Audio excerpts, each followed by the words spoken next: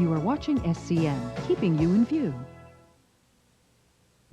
I'm Larry Keat, and this is 1 in a Million.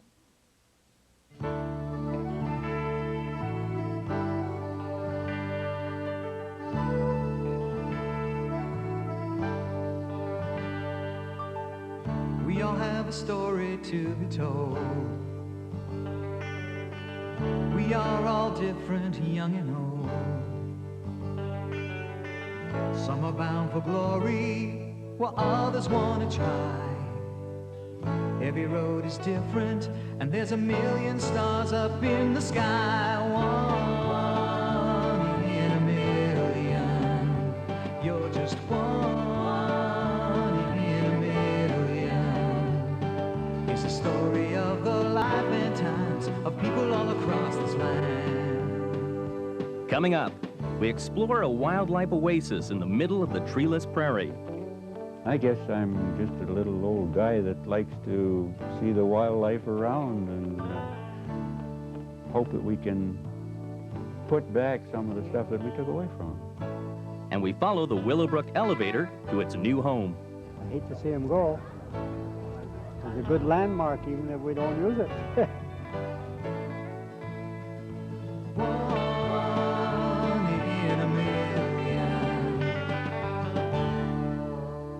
Welcome to the show. Over the years, millions of acres of bush, marshland, and natural vegetation have been plowed under and drained for agriculture. While this practice has been good for ranchers and farmers, it's also meant the loss of valuable habitat for animals and birds. Our first story is about a man near Swift Current who has spent more than 10 years creating a new habitat in his own backyard.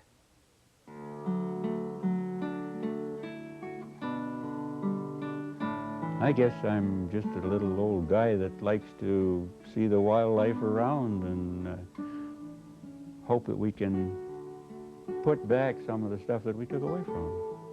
For 70-year-old Arnold Zabel, nothing is more enjoyable than watching for wildlife on his ranch 30 miles west of Swift Current.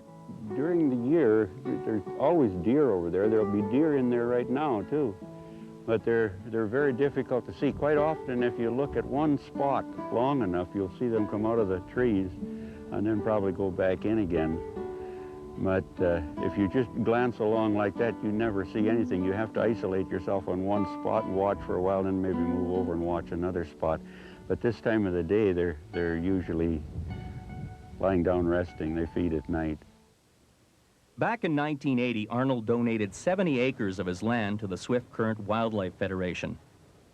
Since then, they've planted 30,000 trees and shrubs with the goal of creating a new habitat for wildlife. When we planned this, we started in the wintertime, and we met in our house over here. We had soil specialists and tree specialists and of course, quite a congregation just from our wildlife association in Swift Current. They took soil samples to decide what trees would grow over there, what species, and trees that were prominent in shrubbery that was good for Saskatchewan, that were known to grow here, keeping in mind that they would have to be food for animals and shelter, nesting cover, and so on.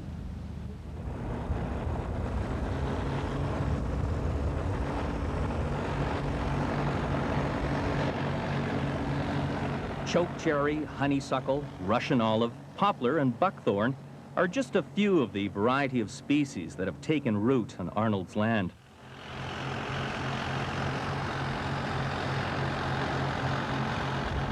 Arnold has spent hundreds of hours caring for his grove. He hopes one day it will need no maintenance. But in the meantime, like a garden, it needs to be cultivated, weeded, and looked after. The first few years are very important. When the trees are small, you have to keep them hoed and keep rototilled between them. After they get up as big as these are, the hoeing bit is gone by, but you still have to maintain up between the rows and on each side of the rows to keep the weeds down. And weeds take a lot of moisture and can't afford to lose it that way. Almost every form of vegetation within this 70-acre habitat is hand-planted, from the trees and shrubs to the grass. Arnold calls it the Four Seasons habitat because it offers a year-round home for different birds and animals.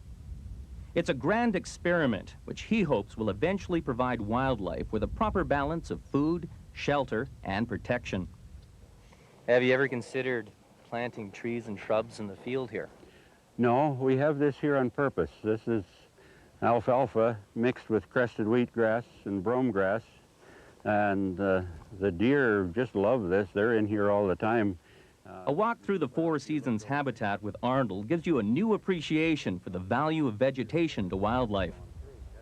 What's this tree here with all the pods on it? Well, that's a caragana. They really grow well in Saskatchewan. They've had caraganas around for, I don't know how long, forever, I guess. Food value, those pods, of course, will ripen and they will split. The seeds will fall on the ground. Birds like them. I don't really think the deer eat that. And the leaves are pretty bitter. I don't think they browse on them either, but the seeds are good for the birds. And of course, at one time we had this cultivated when the shrubbery was young. And after that, after they grew up a bit, we quit cultivating for two reasons. First, to cut down on maintenance, and the main reason, I suppose, is to get a cover like we've got here now, that great nesting cover for sharp-tailed grouse, or some of the smaller birds too, and pheasants. I guess the deer would like to eat that too. Oh, the deer like that too. That's a dogwood. And the reason it's puny is because deer love it, and they keep it pruned down like that all the time. As soon as a little bit of browse comes up there, they nip it off. There's the odd one that's got a little more on it, and that one up there. But dogwood should grow a little taller than that, but they keep it pruned down pretty well. Well, that's a Siberian crab. They should be taller than that, and they should bear fruit. We have quite a few of them. So far, they have never even blossomed. Now, maybe the deer eat the blossoms off before they're blossomed. I'm not sure. That's a pretty good example. I mean, it's trying to grow, but you can see that it's nipped off on the top, too. It's just been sheared off the way they have pruned it down. What's this bush right here? That's a honeysuckle. Now, we've got a row of honeysuckle here, and this is the way they're supposed to look. Some of them have died. I guess it's insect damage that did that. But those little red berries, the birds love them. That one's a good example of a honeysuckle. This is buckthorn. It's ideal for protecting small animals and birds from predators. Now, these thorns are deadly. That one there, you can see, is almost as long as my finger, and it's sharp like a darning needle. This one up here is not matured that far yet, but boy, they're spiky. It's amazing. I don't know how a deer can stand that. And they're all over. They're down here.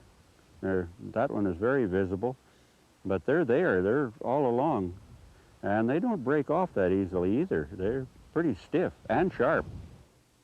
For the thousands of trees planted here over the years, Arnold says surprisingly few have been affected by Saskatchewan's harsh climate. Arnold, what happened to these trees over here? Well, it was winter kill, I guess. These trees have done really well. They're a year younger than that row, and they almost caught them in height last year. But one of the prominent nurserymen from Swift Current said that the early winter last year, the intense cold that came so early, killed a lot of these. Now, that could be. I don't think any of them are really dead, because they have started to come back from the bottom. They won't be as beautiful as they were before, but they're still alive. They'll still make shelter and so on, and I guess wildlife don't care what they look like.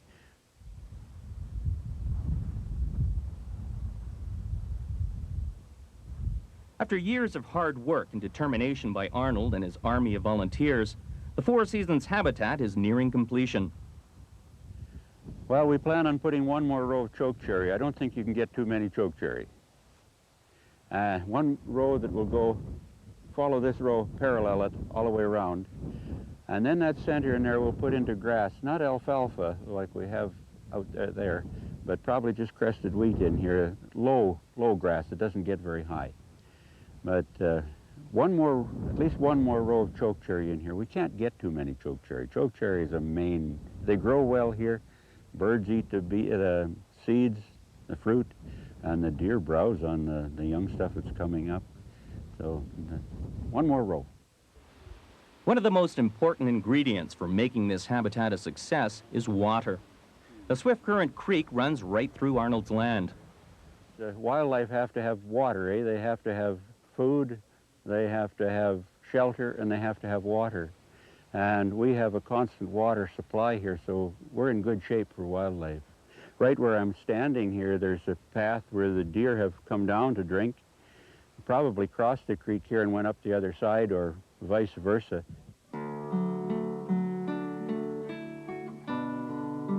When Arnold looks out over his land and sees how it's been transformed from a bald, windswept prairie to a lush green forest, he's filled with a sense of pride. His only regret is that he didn't start sooner. I think all the years that went by that we didn't plant trees are a waste. I think that we should have set a goal and said we'll plant at least 100 every year.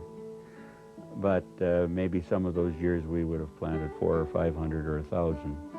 But I think we should have set a goal of saying at least 100 every year.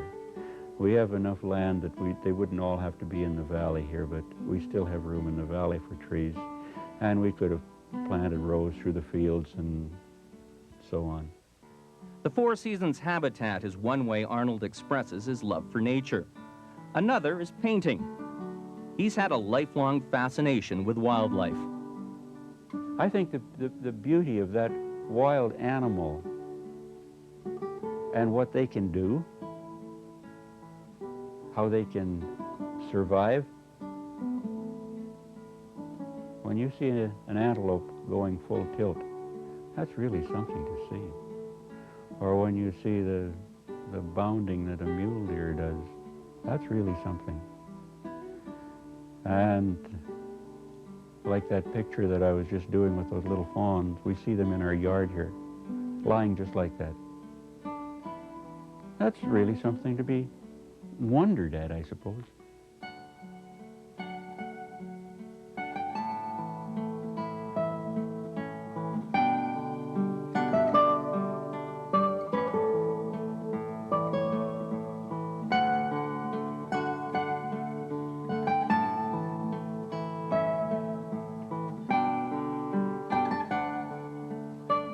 Next, a story about a part of the Saskatchewan landscape that's slowly disappearing.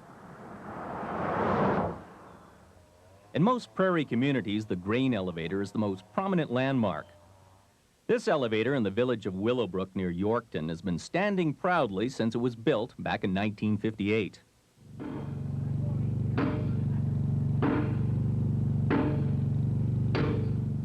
But today, 35 years and millions of bushels of grain later, the Willowbrook elevator is leaving town.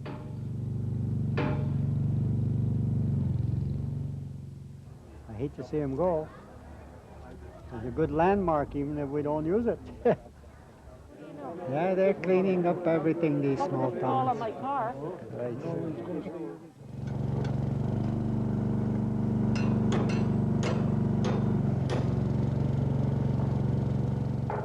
I sure don't like to see it go. None of us do. At one time, we had 5 elevators here, and they were all busy. Well, the track and the elevator, when that's gone, your town is gone.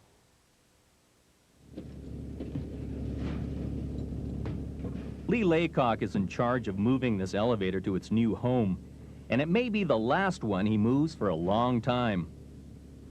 There's not that many left to move, really. Lots aren't worth moving. They're done, worn out, rotten. Nolans, they just dump them over and destroy them. So. Okay.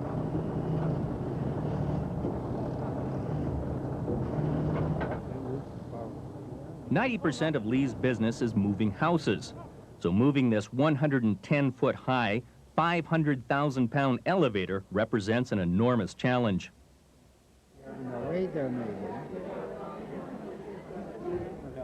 A big move like this is bound to attract attention. Everyone from the curious to the sentimental came out to witness the event.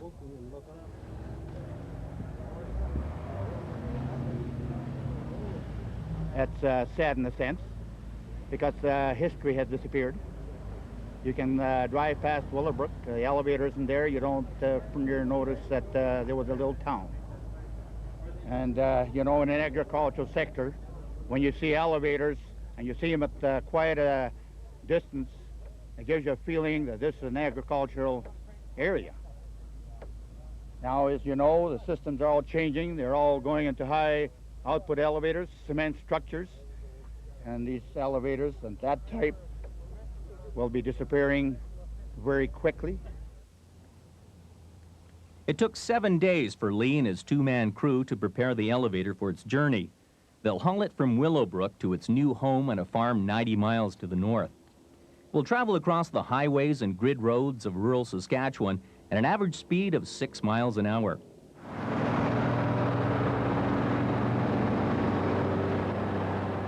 If all goes well, the trip will take 4 days.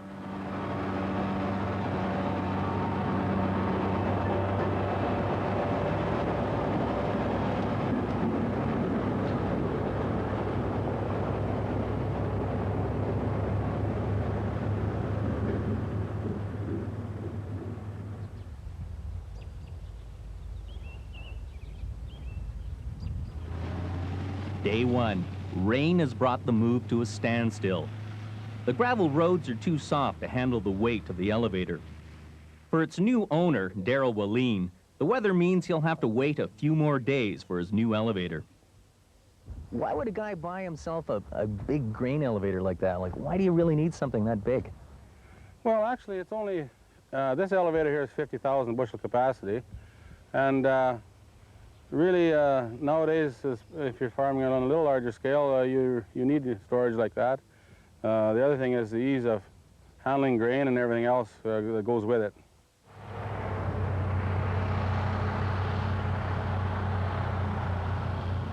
Two days later, the move continues. The sight of a huge structure like this gliding along the prairie is something that seems to attract onlookers. Why you're here is to watch the elevator? Yeah, we're just neighbors from down the road, and this figures it's a once-in-a-lifetime occasion. Have you ever seen an elevator moved before? No. Either one of you? No. Not actually, no. So what do you think of it? Well, it's quite a thing to see, how they have the beams under it and all the trucks and so forth, and it's pretty interesting.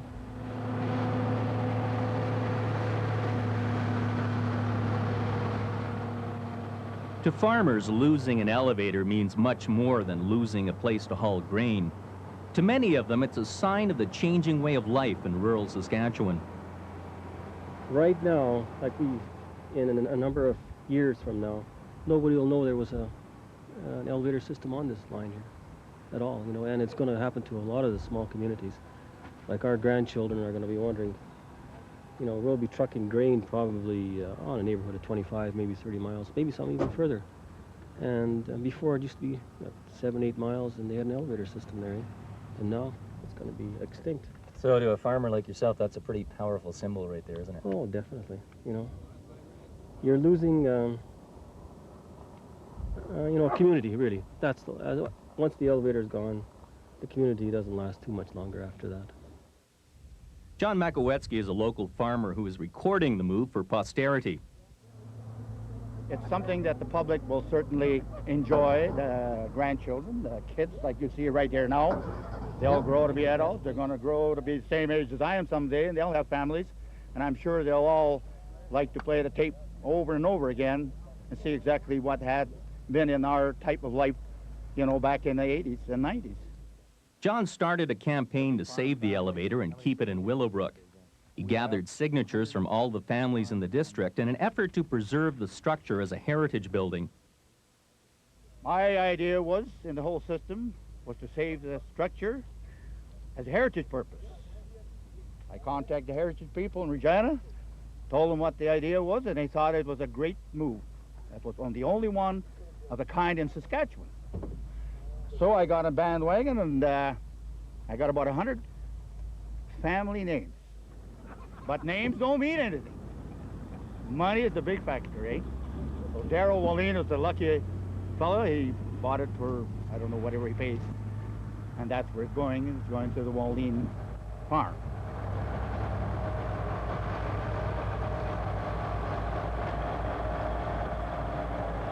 How do you feel taking the last grain elevator out of a little town like this? Apparently there are some people that are concerned about it being part of the heritage around here. Well, yeah, I guess I didn't really realize at the time I was wanting to buy an elevator anywhere in the province, and the pool notified me that there was one available at Willowbrook, so I did put a tender on it. I didn't realize at the time that the town themselves were wanting to keep for heritage site. After they informed me that there was 4 gone already, this was the last one. It did. I was talking with the fellow here that with the heritage site here, and I sort of indicated that I would probably let them have it, but they'd have to probably spend the amount of money that I put into it already, because my money had gone through. So I guess they agreed not to do it. Darrell paid $7,500 for the elevator, but it will cost him $30,000 to move it. That's if there are no problems along the way.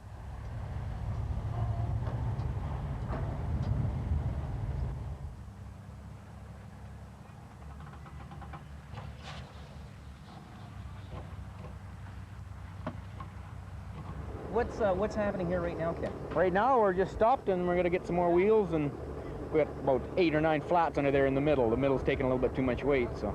Is that pretty unusual to have that many flats in this operation? No, that's fairly expected. What kind of delay is this going to cause? Oh, I would guess anywhere from 2 to 5 hours. Because we'll have to jack the one side up and get those 2 middle beams out and put some different tires on and put them back in. That's pretty frustrating, I bet. No, get used to it. Part of the job. How the hell are we going to do this, though?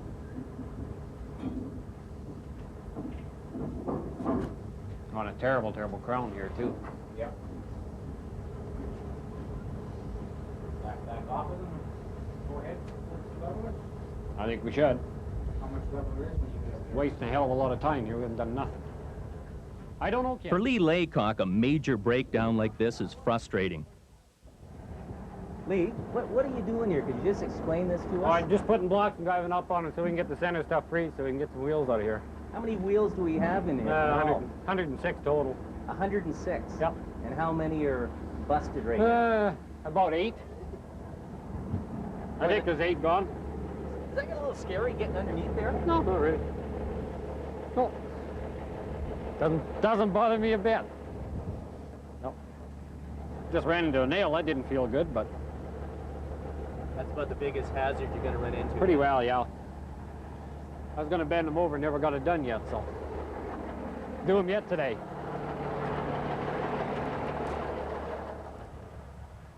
While Lee's crew works at repairing the damaged wheels, another crew up the road is also hard at work. Workers from Sask Power clear the way for the elevator. There are numerous power lines that need to be cut and light posts to be moved. Okay, so you go 2 miles over. Yeah. Okay, 3, 4, 5, 6, 7. So 1, 2, 4, 5, 6, and 2 over. The breakdown causes a major delay. The power crews are forced to stop work and wait for the move to resume. It's pretty tedious to stand around waiting like this, huh? Yeah. Have you been involved in one of these moves before? Yeah. Is it always like this?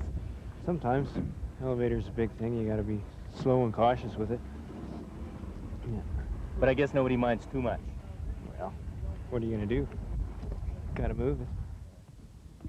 For Lee, the frustration of the breakdown is made worse with the knowledge that the power crews will soon be going into overtime.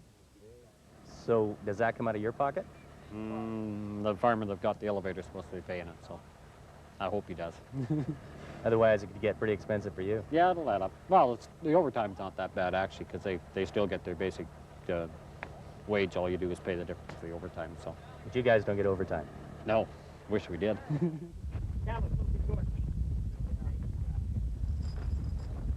Changing tires on this rig is a lot more complicated than changing a flat on the family car. In all, it took 5 hours for Lee and his men to get moving again. One thing I wonder about, Lee, is when you look at that elevator moving back and forth like that. I don't look. What's the trick of keeping it balanced like that? Just watch where you drive, that's all. Yep. Doesn't it scare you a little bit? Not really, no. If it's something I don't like, I just don't go there, period, unless there's no other choice, so. Is there much of a danger factor here? Not really, no. No, not here. It was not good coming out of Willowbrook, where we came out of there onto the road there originally, but the rest is quite good the rest of the way. So you don't envision any particular problem? No. Chance of it tipping over probably is less than 1%, I would say. It's one like this.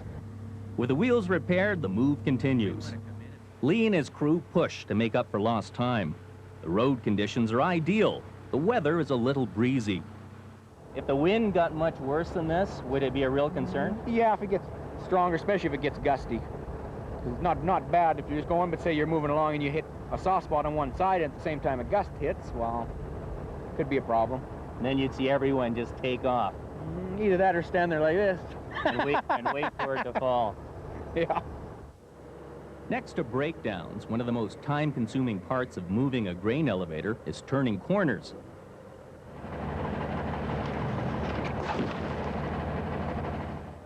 Sheets of plywood are placed under the wheels to help the trailer slide around the corner. It's a painstakingly slow process that can't be rushed. Quickest we went around one was 20 minutes, and we were on one corner for about 2 hours. The first one right out of Willowbrook there. There's a bad rise in the road right there, eh? The level of the road is, the easier you can get around them, eh?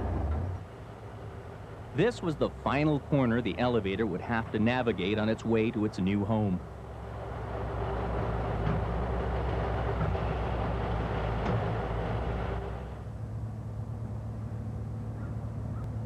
From here on in, it was smooth sailing.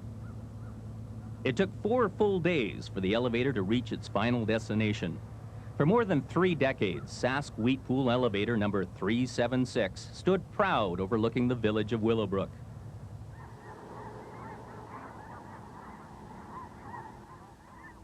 It's now late fall, and another Saskatchewan harvest is winding down. The Willowbrook elevator is back in business, but this time it serves only one farmer. It's now become the second prominent landmark on the Willeen farm near Margot, Saskatchewan.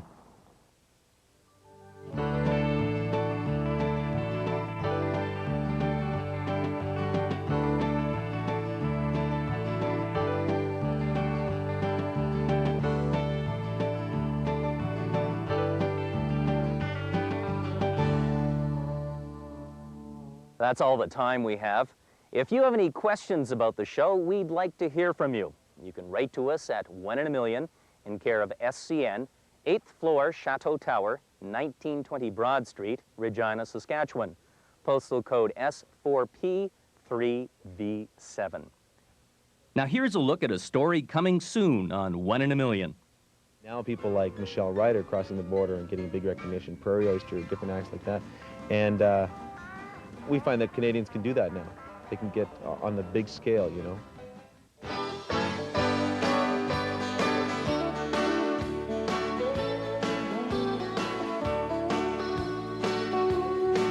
If I needed you, I'd call you on the phone. If I needed you, I would not be alone. If I found someone who'd never do me wrong like you've done, then this change of heart wouldn't take so long. Watch for that story and more in the weeks to come. I'm Larry Keat. Thanks for watching, and I'll see you next time on 1 in a Million.